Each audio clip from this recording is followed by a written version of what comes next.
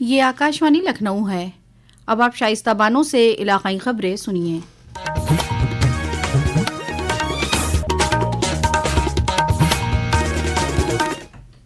वज़ीर आला योगी आदित्यनाथ ने सनत तरक्की मुहिम के तहत गोरखपुर और बस्ती जिले के जॉइंट क्रेडिट कैंप का इफ्तिताह किया।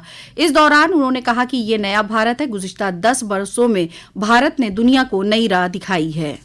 ये नया भारत है। यह भारत किसी को अनुगामी नहीं बल्कि दुनिया को अपना अनुगामी बनाता है। अपने सामर्थ्य से, अपनी ऊर्जा से, और उस ऊर्जा के प्रतीक हैं आप सभी युवा, जिन्होंने प्रधानमंत्री मोदी जी के नेतृत्व में भारत को दुनिया की 5वीं बड़ी अर्थव्यवस्था बनाया और अगले 2 वर्ष में भारत दुनिया की 3री बड़ी अर्थव्यवस्था बनेगा।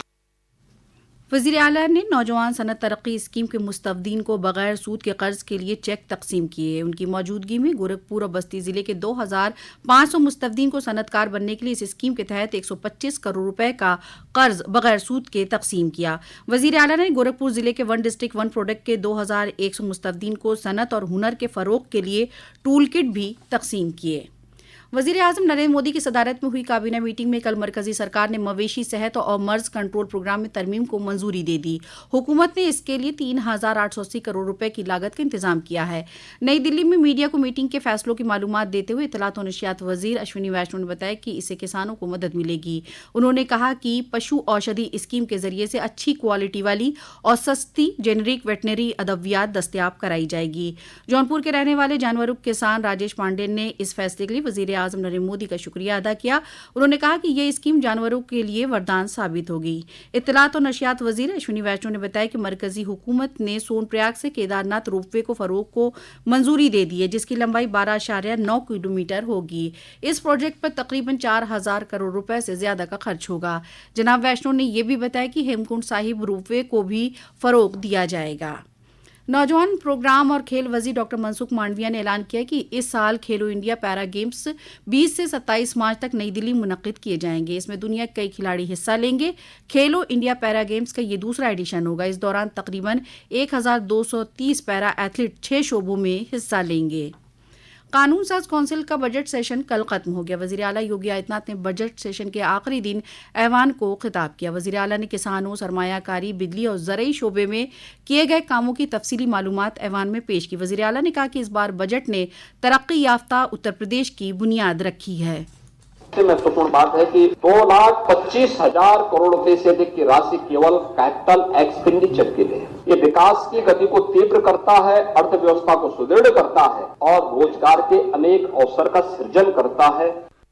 जनाब योगी ने बताया कि 96 लाख MSME यूनिट्स और इन पर 5 लाख रुपए की बीमा की सहूलत देने वाला उत्तर प्रदेश मुल्क की पहली रियासत बन गई। उन्होंने कहा कि गुज़िश्ता 8 वर्षों में 6 करोड़ अफराद को खते अफलास से ऊपर उठाने में मदद की गई है। वज़ीर आला ने प्रयागराज महाकुंभ का जिक्र करते हुए इसे यकजहती का महाकुंभ बताया। उन्होंने कहा कि मुल्क की सरहदों को पार करने वाला वसुधैव कुटुंबकम के जज्बे को बेदार करने वाला महाकुंभ ने एक नया पैगाम दुनिया को दिया है। वहीं हिज़्ब इख्तिलाफ ने ऐवान में रिजर्वेशन का मुद्दा उठाया। आखिर में ऐवान गैर मुय्यना मुद्दत के लिए मुलतवी हो गई। हुकूमत हिंद की प्रेस इंफॉर्मेशन ब्यूरो PIB के ज़ेर एहतमाम नई दिल्ली में 9 रुकनी सहाफ़ियों की टीम कल सिद्धार्थनगर जिले पहुंची। इस टीम ने जिले में TB के खात्मे के 100 रोज़ा मुहिम के तहत किए जाने वाले काम का मुशाहिदा किया। वहां के जिला मजिस्ट्रेट डॉक्टर राजगढ़पति आर ने सहाफ़ियों की टीम को मुहिम के तहत जिले में किए गए कामों की जानकारी दी। उत्तर प्रदेश के कौशाम्बी जिले में आज सुबह UP STF और पंजाब पुलिस ने ज्वाइंट मुहिम चलाकर पाकिस्तान के ISI से जुड़े बबर खालसा इंटरनेशनल ग्रुप के एक एक्टिव दहशतगर्द और अमृतसर रिहायशी लाजर मसीह को गिरफ्तार किया।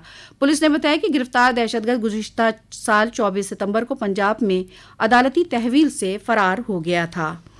वुमेन प्रीमियर लीग WPL 2025 में आज उत्तर प्रदेश की टीम UP वॉरियर्स का मुकाबला मुंबई इंडियंस की टीम के साथ होगा। ये मैच लखनऊ के इकाना स्टेडियम में आज शाम खेला जाएगा।